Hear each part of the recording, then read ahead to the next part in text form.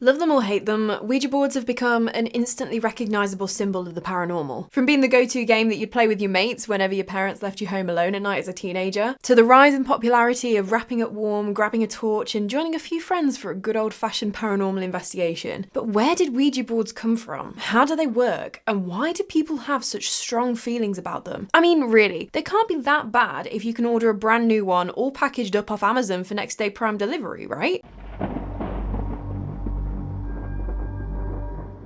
So the Ouija board as we know it has its roots in 19th century USA, but the whole premise around the patented Ouija board that you can pick up from a shop nowadays is actually ancient. Because this style of communicating with quote-unquote spirits is known as automatic writing, where messages can come through a person from the other side without that person actually consciously putting forward the message. And we've got evidence of this automatic writing going all the way back to 1100 AD in China, specifically the Song dynasty, where it was called spirit writing. But it wasn't just there. Similar practices have been found over the centuries in other cultures, essentially aiming to achieve the same thing, contact with the spirit world. But the story of the Ouija board specifically starts in the 1800s, where spiritualism and getting in touch with the dead was the done thing at the time. Invite the neighbours round on a Saturday night, we're going to try and contact Great Aunt Ada before Sunday church in the morning. Could you even imagine nowadays if conservative Christians were making small talk after church, saying they'd just used a Ouija board to summon the spirit of a long dead relative the evening before? Absolutely unhinged. But we will get all the way into that and how attitudes managed to do a complete 180. But back then, times were oh so different. The infamous Fox sisters, Leah, Margaret and Kate, had a huge hand in basically kick-starting what was known as the spiritualism movement, bringing seances and communicating with the dead to a more mainstream paying audience, and really making the whole spiritualism movement more popular with the masses. Even Mary Todd Lincoln,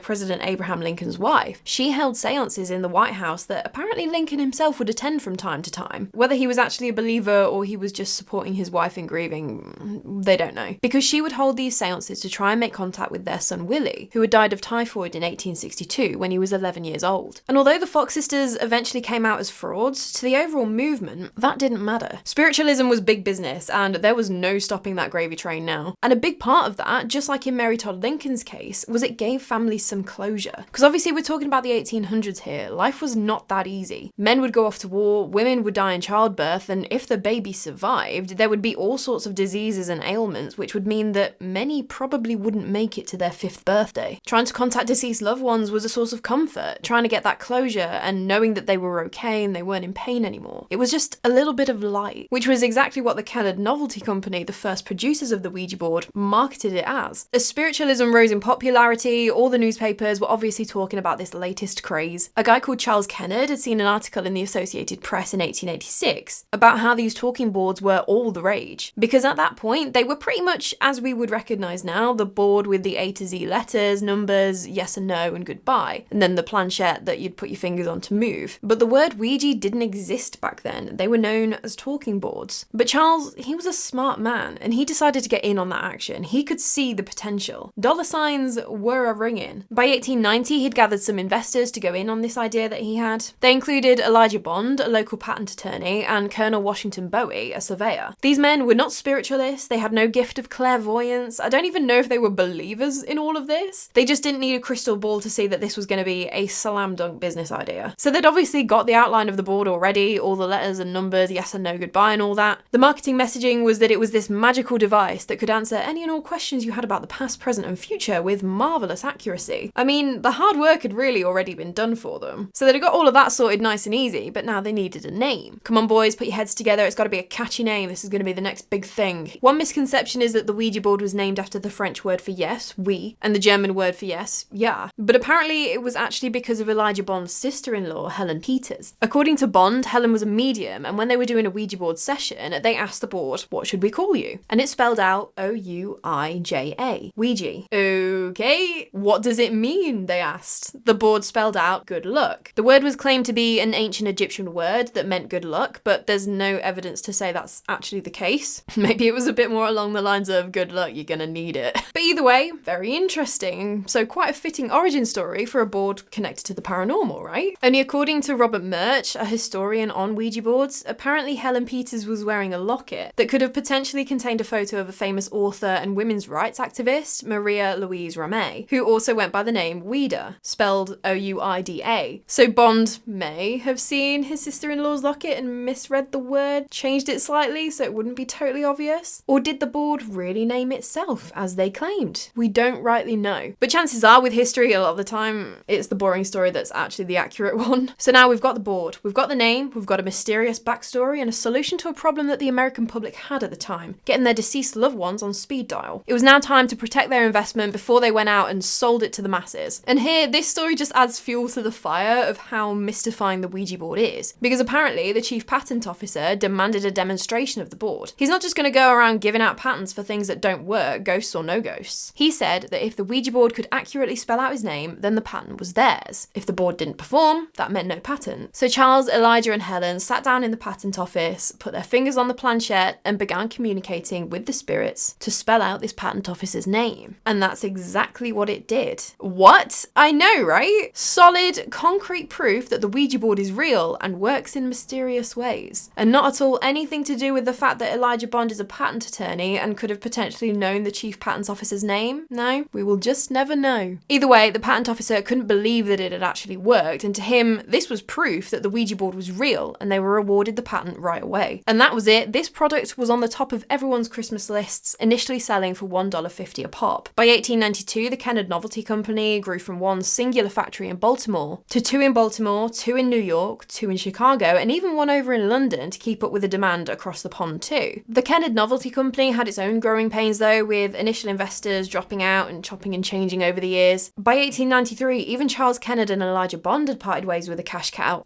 company. And now William Fuld, who had been a foreman within the Kennard Novelty Company, so he'd worked for the company, he'd joined on the ground floor and worked his way up to becoming the guy running the show, and of course holding exclusive rights to the board. He changed the name of the company to the Ouija Novelty Company. I know somewhere in there's a lesson about never giving up and working hard and all of that. Fuld would obviously go on to make bank off the Ouija board and change the name of the company again in 1901 to the William Fuld Manufacturing Company. But his downfall came in the 1920s. Literally. Oh, come on, Claire, you can't say that. That's so bad. Basically, William Fuld would die when he fell through the roof of his brand new factory in New York in 1927. This was a factory that he claimed that the Ouija board had told him to build. This factory had been built 3 stories high, and William had gone up to the roof to supervise the installation of a flagpole. He'd been leaning on a railing that had given way, and workers reported that all they heard was a snap, and then when they looked over, they saw the twisted railing and an empty space where William had been standing literally seconds ago. Was this potentially the first recorded incidence of something communicating through the board that possibly wasn't just Great Aunt Ada, and that had actually orchestrated the whole thing, getting Fuld to build the factory that would eventually kill him? We don't know. Either way, that doesn't stop the production of these boards in their thousands. Their popularity only increased around times when there was a lot of uncertainty in the world. During the Great Depression in America, so like the time when no one's got any money, everyone's out of a job, and things are just looking bleak all around, the Fuld company was out here opening factories to meet the demand for Ouija boards. Opening factories, creating jobs in the Great Depression. Over 5 months in 1944, so right in the thick of World War II, a New York department store sold 50,000 boards from one store alone. In 1967, right in the Vietnam War, when even more American soldiers are being shipped out, the Fuld company sold the rights to the board to the Parker brothers. That year, 2 million Ouija boards are sold, and that actually outsold Monopoly that year, which was completely unheard of. That was how popular this thing was. And so all throughout this time, it wasn't seen as this evil thing to be feared. It wasn't opening up portals to nasty places that they knew of. Up until this point, it had been a parlour game, something to liven up a party, even something to help you get a little bit closer to someone you had your eye on. As seen in the 1920 painting that Norman Rockwell did for the cover of the Saturday Evening Post, which shows a man and a woman sitting fairly close with their knees touching,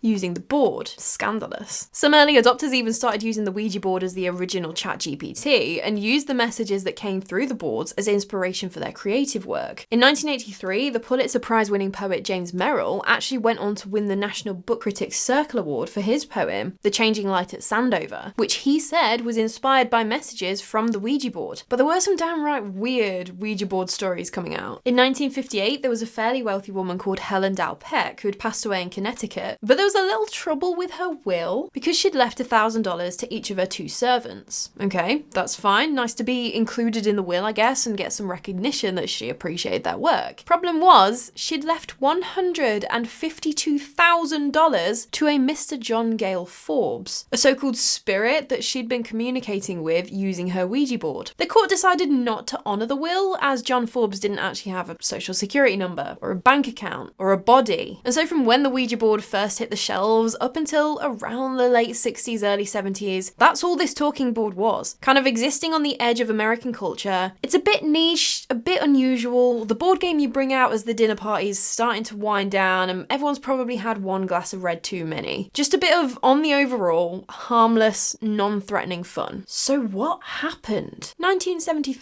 happened, and more specifically, The Exorcist was released. Yep, the one that had people screaming and passing out in the cinema, terrifying audiences everywhere, because 12-year-old Reagan had been playing with a Ouija board and communicating with an entity who had identified itself as Captain Howdy, who obviously, as the film goes on, clearly isn't as harmless as the name implies, and is actually this demon that goes on to possess her. And so after that film came out, people were starting to side-eye their own Ouija boards that were sitting in the games cupboards, made worse by other films that were using then that same trope that had been so successful of basically use your Ouija board at your own risk, you might get haunted by a demon. This was also a bit of a precursor to the Satanic Panic in the 80s and 90s, where the Ouija board, with its recently developed connection to the devil, then became another warning sign to look out for, because you never know. It could mean that your teenager who's just going through their goth phase is actually involved in satanic ritual abuse, which obviously it was just mass hysteria and the media spinning things way out of proportion, but there were cases that didn't exactly help to support the Ouija board's innocence as a light-hearted little party game. Even when in 1991 Parker Brothers was acquired by Hasbro, you know, that happy-go-lucky toy manufacturer, and they continued to sell hundreds of thousands of Ouija boards, even in a nice fashionable pink one. Yeah, that didn't do much for its image when you've got stories like this coming out, because one of these cases was the murder of 15-year-old Michael Earridge on the 2nd of December 1995 in South London. 2 boys, Michael McCallum and Pierre Antoine, lured Earridge and a friend back to McCallum's bedroom under the guise of watching some videos. And these younger boys, they felt quite excited at this point. These were older lads that wanted to hang around with these 2 15-year-olds. They felt so cool. Because Antoine was apparently 16 at the time, and newspaper reports say that McCallum was 19, but then the Parliament report says that he was 17. So not sure, but either way, both of these lads are older. When they'd got back to McCallum's bedroom, it was covered in posters of the devil, images of human torture, lyrics from heavy metal songs. There were books on Charles Manson, and there was also a bit of a makeshift altar covered in black cloth with 2 candles that had been lit on it. At that point, McCallum got out his Ouija board and made Earridge put his fingers on the glass. Michael Earridge is freaking out at this point, poor kid. He's terrified, understandably. He tried to leave, but Pierre Antoine apparently hit him and made him sit back down. McCallum asked out loud with his fingers on the glass, "If you are Satan, what is it that you want me to do?" The glass spelled out K-I-L-L, kill. McCallum grabbed a knife and did as what he thought his master Satan had commanded him to do. He was arrested and pleaded guilty to manslaughter by diminished responsibility, as he was actually then diagnosed with schizophrenia, because to him, he fully believed that he was communicating with a demonic entity that had ordered him to make this sacrifice. Just absolutely awful. But let's talk brass tacks for a minute. Was McCallum really communicating with the devil? I mean, like, how does this board with numbers and letters on it open up this supposed line of communication? How does it work, I guess, is the question I'm asking. And the answer to that really depends on who you ask. If you ask, say, someone who believes in the paranormal and believes that Ouija boards open up communication between the person using the board and the spirit world, or in McCallum's case, Satan himself, they might say that the board is a tool that allows you to set the intention that you are opening yourself up to communication from the other side, which is kind of getting a bit woo, but basically it comes down to you tapping into your own psychic ability. That means that the entity that you are apparently communicating with can then send messages that can be spelled out on the board. I know, bit wishy-washy, but something that they're very clear on is that you must be an experienced user, otherwise you can open yourself up to something that is more negative. And that kind of is a part of where that whole stigma has come from. Then if you ask people with religious beliefs, it's a lot more black and white. Ouija boards are evil, as most of the major religions look down on divination and contacting spirits and all of that anyway. In 2001, there was a church in New Mexico where the congregation were burning Ouija boards along with Harry Potter books because they were symbols of witchcraft and therefore just straight up evil. And just taking another example, Catholics, they say that the only spirits that you can contact using a Ouija board are evil. And there was a quote based on the testimony of Catholic exorcists saying that 90% of the very worst cases involving demonic activity have been tied to using a Ouija board. But then go right to the other end of the spectrum. If you ask an atheistic scientist, it's a simple matter of the subconscious. There's no ghosts about it. It's called the ideomotor reflex, which is basically automatic muscular movements that will happen without the person having any conscious thought about it. Like if you hear a piece of music you love and get goosebumps, or you have tiny little subtle changes in your face's expression that show exactly what you're thinking. I'm bad for an eyebrow raise. I hear something that sounds a little bit sus and I'm like, sure. And the eyebrow goes straight up. But there have been a bunch of experiments over the years using Ouija boards to try and understand this. And the conclusions that they came to is that it does seem to tap into this very subconscious level that you are somewhat expecting the planchette to move. Even when a stone cold skeptic sits at the Ouija board. Because we're talking subconscious now. We're not talking about the bravado that you spout out when you're with your mates down the pub. Because if you think about it, even the most skeptical person, by even the action of putting your fingers on the planchette, you're opening yourself up to the possibility that this planchette is going to move. Whether by spirits, by Gary sitting opposite you, whatever it is. And it's that anticipation maybe that signals these tiny movements from your subconscious, which are then exaggerated by other people sitting around the board. And before you know it, the planchette is gliding around the board. Make sense? Because that's the kind of generally accepted scientific explanation. But even with this scientific conclusion and folks in white lab coats being adamant that there is nothing paranormal going on here, why are subreddits full of people's own experiences? YouTube search results filled with video after video of people explaining why they will never touch a Ouija board again. Surely there's got to be something more to this, right? It can't all just be coincidence and a bit of involuntary muscle movement, can it? Because let's not forget, just because the Ouija board was patented and Hasbro owns the trademark to the name, and they come packaged in a nice little box with the marketing messages and a board game manufacturer gets paid when you part with your hard-earned pennies on Amazon Prime when you buy your own one, that doesn't make it strictly a board game. It's not exactly a standard Monopoly. People have been doing this automatic writing in some form or another for centuries. You don't even need to buy the board. Get a piece of paper and a glass and write the things on it and away you go. And the biggest thing about these Ouija boards, the biggest warning label I guess that you see, is that a lot of people claim that they open up this portal, this gateway that invites anything and everything over from the other side. You have no control over what comes through. And then if you don't close it down properly, then that leaves the portal open. And that is what brings about all of these absolutely terrifying stories that we hear about. Literally, just Google Ouija boards and you'll see what I mean. Page after page of forums and posts and videos of people talking about their own experiences. There was this one story, I read it like easily maybe a year ago, and it's still stuck with me. It's absolutely terrifying. So I had to go and find it and tell you about it because now you need to suffer too, obviously. It comes from a guy called Marcus, and I've left the link to his entire Twitter X account in the description. But it all started with his aunt who was living in New Orleans, and she'd had a stroke, so she was actually in a wheelchair. And she ran an antique shop with skulls and potentially more occult items that she was dealing in. She lived in the basement below the shop and had got an elevator installed so that she could go between the two, obviously being wheelchair bound. But this was around 2005. Hurricane Katrina was coming. Marcus's family were trying to convince her to evacuate, but she was adamant that she wasn't moving. Unfortunately, the hurricane hit, the power went out, and that meant her elevator stopped working. And so effectively, she got stuck in her basement and drowned. Marcus's uncle, so that must have been the aunt's brother or something, he went after the waters had receded enough. Obviously, aunt's shop had been looted, but he was able to get her belongings from the room below where she died. And Marcus was living with his uncle in South Georgia at the time, and it was a proper house in the middle of nowhere, no neighbours in sight, little dirt road to get to the house kind of thing. The uncle had brought the New Orleans aunt's stuff home in bags, and at some point Marcus and his cousin had decided to go a snooping through all of her things, and they came across a Ouija board that they'd already been warned about while the aunt was still alive, that they were to never touch it. But they were 13-year-old boys. Are they gonna listen? One night the uncle went out to work overnight and left Marcus and his cousin home alone. So what did they do? They got the Ouija board out. They started asking the real questions, trying to get in touch with Tupac and Biggie, but nothing was coming through. At that point, Marcus thought, hey, maybe my aunt can come through from the other side and show us how to use her board, because she'd been so keen for us to use it while she was alive. And so they were there calling out to their aunt, and these are two 13-year-old kids, right? Every single light in the house is on, and I was the same at that age, seemingly allergic to turning a light switch off when I left the room, so I get it. But the whole house is lit up. Exactly at that moment, as they're calling out to their aunt, all the lights went out. Complete power outage. And they're in the middle of nowhere, right? No street lights. This is pitch black. Obviously, given the nature of the activities that Marcus and his cousin were just partaking in, they're terrified and go screaming into the bedroom to go hide under the bed. Marcus had a mobile phone plugged in the kitchen, so he's just about to go make a mad dash for it when someone started knocking on the door. His cousin cousin, I don't know if he was trying to be reassuring or just trying to make himself feel better, was saying, oh, that's just the ice maker. There's no one at the door, right? Power cut, remember? Certainly no ice maker. The knocking at the door was getting louder and more aggressive, like whoever was on the other side of that door is about to beat it down with their fists. So Marcus just shouts, who is it? And in an instant, the battering on the door completely stopped. So he just grabs the phone from the kitchen and legs it back to the bedroom and gets under the bed with his cousin. So he's just there trying to get through to his uncle, who's obviously still out at work and busy, and it's not working. He can't get through. The cousin, he starts trying to get Marcus's attention, but isn't saying anything. And that's because the poor boy is so terrified at what he is looking at. When Marcus finally turns his attention to his cousin and looks at what he's pointing at, he sees it. There's a face peeking at them through the bedroom window. He says the face was pressed hard to the glass so they couldn't make out who or what it was. It was scratching the glass and saying in the creepiest voice Marcus had ever heard, I can see you. Nope, no thank you. I would like a refund on my eyeballs after reading that. Thank you very much. The boys ran out from under the beds and leg it into the next room to go and hide in the closet. Apparently, as they're running out of the room, whatever it was outside was screaming and banging on the window. It's only once they catch their breath in the closet, that their uncle happened to keep a rifle in, that Marcus noticed, again in the pitch black, that the window to this ground floor room was open. So he's there. He needs to do more superhero work, as if running into the kitchen to get his phone wasn't enough. So he takes the rifle with him over to this window to try and shut it. But it's an old house. The windows are a bit sticky. It's not as simple as just sliding it shut. While Marcus is trying to wrestle this window closed, he notices someone outside, standing at the edge of the field in front of the house. His cousin has managed to find a torch at this point and he passes it to Marcus to see who this guy is, when the figure starts running full pelt at the house. This poor 13-year-old boy cannot get this window closed, so he desperately starts shooting his uncle's rifle, but the gun isn't firing. The figure gets 10 feet away from the window and that's enough. Both of the boys run out of that room and close the door. That's it. Whatever it is, it's in the house now. It's gotta be. Marcus and his cousin are there trying to figure out their next move when they see headlights out the front of the house. So obviously they go running out of the house hoping that it's their uncle coming. It's not, but it'll do. It's the neighbours from the next property over coming to check if Marcus's power is out too. So these traumatized kids start reeling off the events of the evening, saying there's definitely someone in the house. The neighbour goes into the house to check while the neighbour's wife rings the police. And now that there are responsible adults on the scene, Marcus starts kind of breathing a sigh of relief and notices that the window that most definitely would not close just minutes ago is now shut. Weird. Neighbour comes out, there is no one in the house. Not long after, the police pull up, and so too does Marcus's uncle, obviously having got all the messages and missed calls from the boys. The police do their sweep of the house. Again, there is no one in there, kids. Although there is a lot of water on the floor. Have you been playing with water? To which the boys look a bit confused, like, no, definitely not. We've been fighting for our lives against the demonic child snatcher. So there wasn't anything for the police to do, like, that was kind of it. So the uncle took the boys back to the fire department to stay the night there so that they weren't left alone in the house, while the uncle just carried on with his shift. But there were a few things afterwards that just haunted Marcus. Aside from the obvious trauma of seeing this unknown face pressed up against the window saying, I can see you. Because the next day, Marcus was talking with his uncle about what happened, and the uncle was saying that, yeah, when he found the rifle, it didn't have the safety on, and I'm assuming he would have checked to see whether it was jammed as well, because as far as the uncle was concerned, the gun was fully loaded and there should have been no reason why it didn't fire. And then also the water. Where had that come from? Was it that it was somehow the ice maker dropping ice all over the floor? Was it whatever entity that had got into the house? Or was it a matter of weak bladders from terrified young teenagers? Hey man, I would not judge. Or was it the aunt who had drowned in New Orleans and she'd come back to protect her nephews from whatever it was that had come through from the Ouija board? Either way, absolutely terrifying story, and I wouldn't be in the least bit surprised if I was to ever hear that Marcus never touched a Ouija board again. The uncle burned the aunt's Ouija board the next morning and got a priest to bless the house, but even so, Marcus never actually went back there. And so if that wasn't enough to ever put you off even attempting a Ouija board session, don't worry, there's hundreds more creepy stories out there. But this next one is admittedly a little bit nicer, and this is purely for my benefit so I'm able to sleep tonight, okay? Honestly, I think about Marcus's story at least once a week. But anyway, a woman and her friend were using a Ouija board and the board started spelling out the woman's boyfriend's name. And then to the two women, a bunch of gibberish afterwards. A bit unnerving that the board got the boyfriend's name spot on, but then what the hey, a few random letters afterwards. Either way, she wrote down the letters that the board had spelled out, deciding to ask her boyfriend about it a bit later on. When she did, he got all quiet and weird and left. Turns out that so-called gibberish did actually mean something, because the boyfriend had called home and found out that earlier that day, his grandma had died. And that gibberish was actually a message in the grandmother's native language spelled out for her boyfriend. And so that completely changes the session, doesn't it? This is a message that has supposedly come through. Neither woman actually doing the session allegedly knew what this language was, let alone being able to spell the words out perfectly. That's a feat in itself for someone who wouldn't know what the actual language was. And not even the boyfriend knew that the grandmother who spoke this language had even died at that point. So was the grandmother coming through the women's Ouija board session to get them to pass on a message to the boyfriend? It's very interesting and a little bit of a nicer, if a little weird story compared to Marcus's encounter. And that's the thing, like, you look at the pages and pages of stories out there are so many experiences of the board coming back with answers that realistically no one else around the board could have known. But other common phenomenon with these Ouija board sessions are that people get so freaked out that they take their hands off the planchette, and then the planchette goes flying off the board with absolutely no explanation. And then for weeks or even months afterwards, they'll get weird activity like objects being moved or falling off counters or shelves or something. And that's why one of these golden rules when you're using the Ouija board is that you've got to close down the quote unquote portal. Otherwise you're just leaving it open and you're allowing whoever and whatever to just come and go as they please. For a lot of people though, it seemed like just getting rid of the Ouija board itself is enough. Maybe that ties back to the intention setting. By throwing the Ouija board out in the rubbish or by burning it, you're setting the intention that nothing else is allowed into your space and the portal is closed. I don't know. This is all conjecture, trying to make some sort of sense of this, which this is the paranormal. Let's face it, that's an impossible task, but we try anyway. And so if you have a different opinion on how all of this works, please give your insight in the comments below. But I think no matter your thoughts on Ouija boards, it's probably a good idea to listen to the instructions sheet. And if you're gonna have a play around with one, just make sure you say goodbye once you're done. It's a little thing that might save you from having creepy faces appearing at your windows in the middle of the night. But now I need to know what you're thinking about all of this. Have you ever used a Ouija board? Did anything compelling come through for you? Did nothing happen at all? Or you're just completely skeptical on the whole thing and you're convinced that someone around the board must have been moving the planchette? Or maybe you've had a terrible experience with one and now you refuse to touch another Ouija board in your life. Please let me know all of the things in the comments, as I know that this particular object can stir up a lot of strong opinions for people, and I'm open to hearing them all. To my hideously inexperienced mind, I fail to see what's different with a Ouija board compared to other methods of trying to communicate with spirits. Like when you're opening yourself up and trying to communicate with the spirit world on a paranormal investigation or something like that. And I saw a medium say online that Ouija boards are definitely different because they tap into the user's own psychic abilities and that leaves you open and vulnerable. But I don't know, it still doesn't feel all that different to other communication methods. When you're in a haunted house and you're calling out to try and get knocks on the wall or EVPs or responses through the spirit box, or then even ones that are using yourself like the human pendulum or the Estes method, you're still trying to open up and make that connection, right? But like I say, hideously inexperienced, I might be totally wrong. Everyone might be totally wrong, we don't know. But I am one of these people that I've never used one because of that stigma that it gained, and that there just seem to be too many stories of people having horrific experiences afterwards that I don't want to tempt fate, because I'm a scaredy cat. But that's just me. I want to know about you. Tell me all of the things. Because something else that intrigues me about the whole thing is that all of these weird experiences, they started from what I can see from like the 70s onwards. But obviously the Ouija board has been around for so much longer. Did people in the 1800s have weird experiences? Were objects falling off the shelf and people being very haunted by things? From what I could see, no one said that. And surely if they had and it had been recorded, the Ouija board would have had that stigma way before The Exorcist even came out. I don't know, something else to think about. But that's just me. I want to know about you. Tell me all of the things. And if you enjoyed this story, let me know and leave this video a little like. It makes me do a little happy dance and it also helps me figure out what stories you like. And if you haven't already, it would be great to have you stick around for another chat, so maybe you'd like to subscribe. But anyway, that is all from me today. I cannot wait to chat with you more about the morbid, mysterious and macabre. So until next time, sleep safe. Oh no, I forgot my coffee. Oh. This is one of those colour changing mugs so you can see how hot it is, and I still forget that I have a...